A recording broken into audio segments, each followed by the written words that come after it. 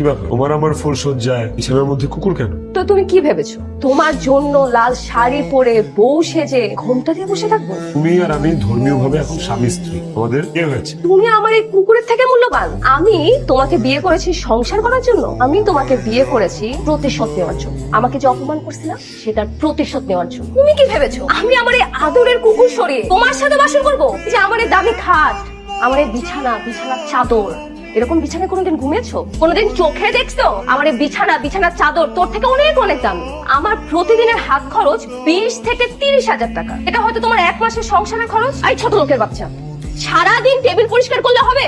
গর্দনের আর কাজ নেই? এই যে ধর, আমার এই কাপড়গুলা ভালো করে ধুয়ে আয়রন করে আমার বেডরুমে রেখে আসবি, আগামীকাল আমার লাগবে।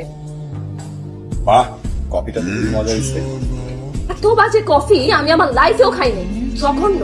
ধর, কি করলি এটা তুই? যা করছি বেশ করছি। না তুই বেশ করছিস নাই। আলতো টাকা টাকা বাবা লেগেছে, চল টাকা এসছে, চল। না না থাক থাক থাক, ডক্টরের কাছে যাওয়া লাগবে না, থাক।